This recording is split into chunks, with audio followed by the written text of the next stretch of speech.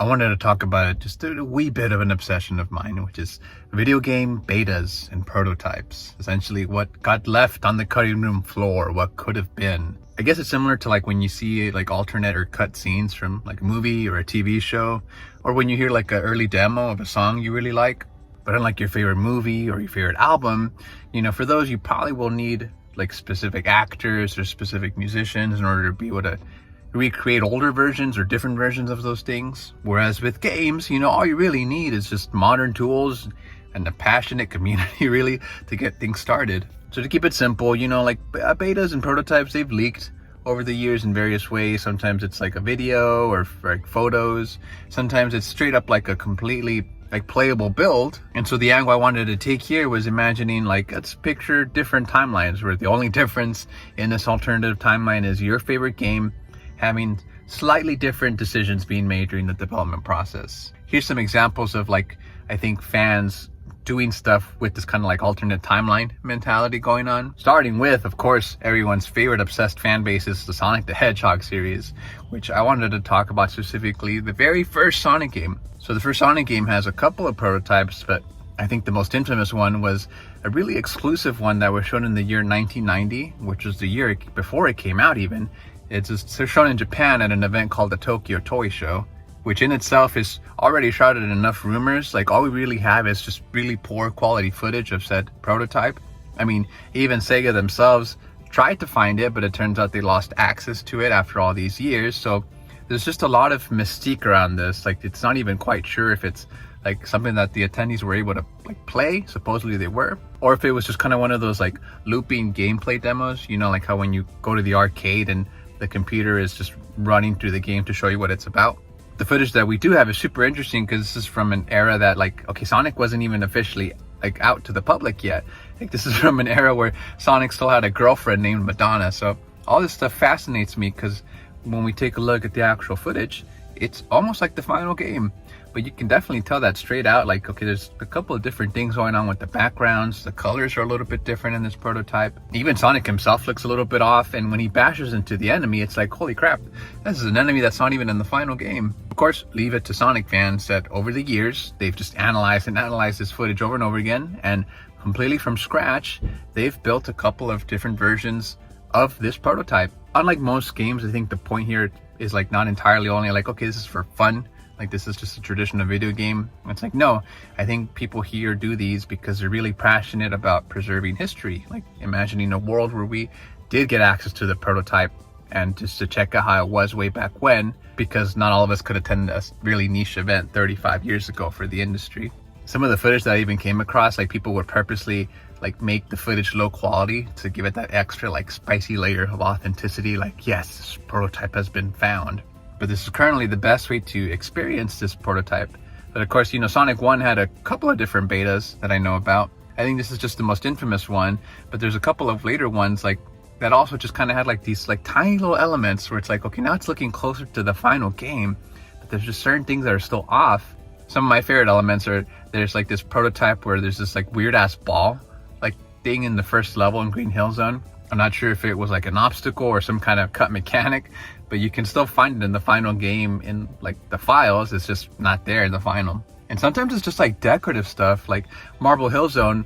One thing I love is like in this prototype, there's specifically like these decorative elements in the sky where they look kind of like flying saucers or little Saturns, or I don't know what it is, but it's really cool.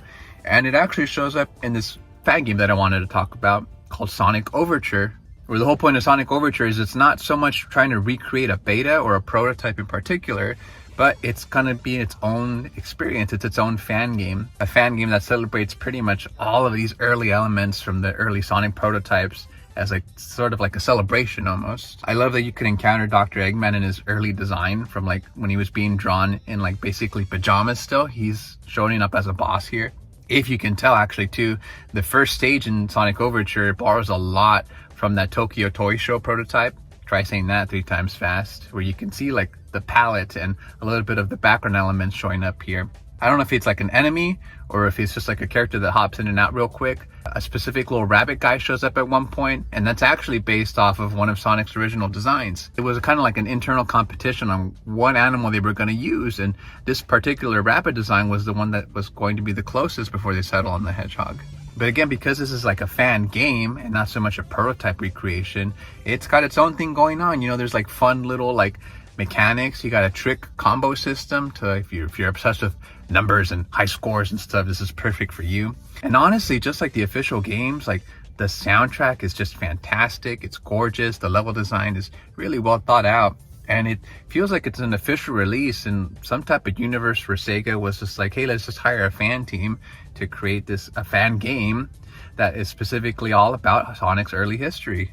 But from one passionate community to the next, I think a place where history could have gone really differently is most games on the Nintendo 64. I think that era in particular was real unique, partly because they were going to do like a disc drive edition for the Nintendo 64. That's its own can of worms that I can't get into in this video, but for just various reasons, essentially, they had to cancel this add-on that was going to expand a lot of features on the Nintendo 64. The idea that cutting edge technology was like the most important thing was even more so back then. So whether it was like the graphical capabilities or, hey, is this game in 3D or even both of those things, it was like way more important back then. So I think lots of fun ideas for series and games that started off in 2 dimensions, when they had to make that jump to 3D, not everything worked out as intended. There's a game called Earthbound, which is also known as Mother 2. I'll probably just refer to it as that to keep it simple.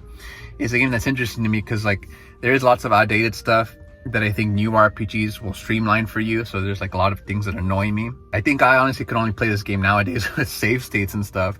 But there's also like these other quirks that like, you know, I love how some houses will straight up not let you enter them. Like you'll get attitude for trying to enter every single building in the game, unlike most RPGs.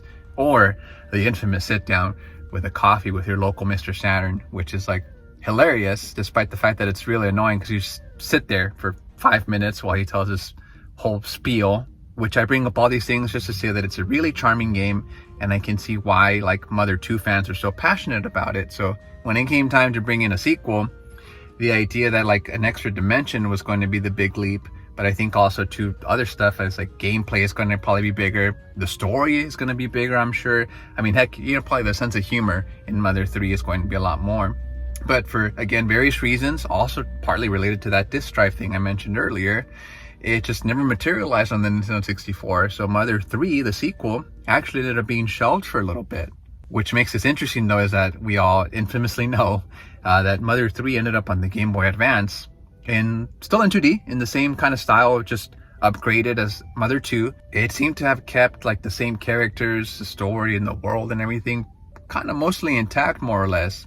I will say this is hard for me to say because it's still in my backlog. I know I haven't played Mother 3 yet. I patched it and it's ready to go. But I can guarantee you, though, that it would have definitely been a much different experience on the Nintendo 64, especially the disc drive that had materialized. But, you know, because Mother fans are so passionate about the series, same as the Sonic one, leave it to them to just dig through all of the Mother 3 footage that was shown, like when it was still a 3D game, and then painstakingly recreate like their own playable demos of Mother 3 in 3D as if it had appeared on the Nintendo 64. And I'll try to give as much credit as I can with the footage that I'm using. But once I actually sit down to play the sequel on the Game Boy Advance, I'd love to come back to one of these projects and just to see, like, experience that alternate timeline of like, well, what if the 3D one didn't encounter all those issues and it come out as intended? And the footage is all that we really have that these fans communities have to base it off of, because I mean, there was a leak a couple years back from the Nintendo databases that did leak a bunch of playable builds, but not for Mother 3. Speaking of leaks, I remember falling for every single playground rumor when it came to Mario 64. I can tell you specifically, the most amount of time was frustratingly spent on the rumor that Luigi was a playable character in Super Mario 64. Endless scrolling on websites that will just tell you straight out, just like, well, once you press the A, B, C, D, E, F, G button 23,000 times and you make sure that Mario is specifically on the start menu during the waxing crescent phase of the moon, and after you've done all of your homework, Luigi will appear at the fountain. Which, of course, no matter how elaborate any of these tips or tricks got, this was never the case. Luigi was originally intended We found that out way later on through like little tidbits of info and interviews, but he was ultimately cut from the game, and you can't even find him in the files in the final release. This kind of did come full circle with that Nintendo hack that I mentioned. Not that it's good that they got hacked. That's a real shame. It's like their private like databases and stuff. But we, the public, did get to learn quite a bit about early development when it comes to like a couple of different series. But specifically, Super Mario 64 had a build that leaked from that hack that they did. Which, guess what? Still in the files of the game had a playable version of Luigi with his model and his textures and everything. So, of course, leave it to Nintendo fans right away as soon as this was known that they freaking like got right to it to make him playable again in the series. Which is just a small thing, right? Like you're just restoring a feature that is like on an old build that was not meant for the public, that came from Nintendo themselves. So it's not quite like a hack or anything like that, or a mod, but it is still give a little bit of that, like, imagine if Luigi had made it to like the final release where he was still playable in the game, like in every other Mario Brothers game, or if he was at least still there, but maybe like locked away in the files on the final release. So it was like really like cathartic, I think, for everyone who was in my position as a kid to see like, oh my God, this is like officially what he probably would look like in the game. By the way, feel free to subscribe to the channel. Your support would mean a lot. I love talking about games. I know we're talking about prototypes and betas and stuff, but hey, I'd love to get more into like the modding scene and fan games and stuff like that. But while we're here, let's go back to just more alternative timeline vibes. I think we can actually push this a little bit more with Mario 64 still. So obviously Mario in the actual game he's pretty low poly, you know, just that's how it goes with technological limits and stuff like that. But as a kid, I really loved all the promotional artwork from Mario 64. This is the stuff that you could find like browsing old GeoCities websites and like gaming magazines where Mario was showing up, and he's like, okay, yeah, he's 3D, but he looks much crisper, like cleaner. The polygons are way higher, the colors are nicer. I'm sure like it took them 3 months to render this like on the computer of the size of a 2025 Toyota Sienna, but it was just like, this is kind of how my like 3D graphics looked to me as a kid at the time. Honestly, like until I sit down again to replay Mario 64, like this is how I picture Mario in my head. And I'm obviously not the only one that thought this, because fans for Mario 64 gathered together to build Render 96, which is a fan project that is just straight up Mario 64, but it's in the style of that promotional artwork. So it's really fun to imagine a world where the devs didn't have these technological limitations and deadlines and things like that to be able to get closer to what they originally envisioned. Not that like deadlines or limitations are a bad thing, you know, they're actually really good for creating, and I don't think we would have the games that we love without those things. But I think part of art is that you have to let go of the idea that the final result is not going to look 100% to what you're envisioning in your head. But fan communities are in the unique position so that they can use modern technology and hindsight and, you know, not strict deadlines in order to deliver on that premise. Like, well, hey, what if Mario 64 did look cleaner? What if it did look like higher like quality in the models and the textures and everything? But because they're building it from scratch, they also get like the unique position to like say, hey, well, we're going to kind of also do like our own little unique take on Mario 64. We're going to make little tweaks and stuff that elevate the project to be its own unique experience that's separate from the final game. I don't even want to go down the rabbit hole of channels like K's Eminar. I don't know if I pronounced it right, but this dude is insane because he pulls off these feats of modding the game. There's just a pure skill and the knowledge of the Nintendo 64 hardware where he makes just magic happen. It's honestly hard to believe that this can be run on like a real system. I think it would have blown my mind as a kid. And honestly, probably nowadays, it would honestly blow the minds of the developers themselves. Like, can you imagine? And of course, the guy uses like all of his talents and stuff to not only make tweaks and adjustments to make the base game run better, but he uses it to build like these fan levels, which are just gorgeous. And it's just like really takes your breath away. But if I don't have time to explain that in this video, then I definitely don't have time to explain probably one of the more bigger parts from that Nintendo hack, which is the freaking stuff that leaked about the Pokemon betas. Prototype information about Pokemon, concept art. Honestly, just like the scrapped Pokemon alone are just immaculate, like alternate timeline vibes. Imagining all the Pokemon that we didn't get, and now we know specifically we didn't get. I personally would love a plush toy of my good old boy that was axed from, you know, the original Hoenn starters. Not that I hate Mudkip or anything, but you know, someone on Etsy want to get on that, you may have a couple of paying customers. So all the games that I talked about in this video, I'm honestly really glad that they came out as they did. Flaws and everything. But I think I just wanted to gush about these communities because they're in such a unique position that they can really just sit down and recreate something that could have been all on their own. Something that seems like it might have come true in an alternate reality. This medium, the video games or whatever, it's like new enough that we have pretty decent documentation on most things. So whether it's like we have a whole build that leaked or whatever that we can build upon, or just footage, there's enough there, I think, for fan communities to really sit down and think about how everything's functioning, you know, try to recreate everything exactly how it feels. Not for the sake of like, I'm gonna make money off of this or attention off of this. It's like, no, we really just really care about this series.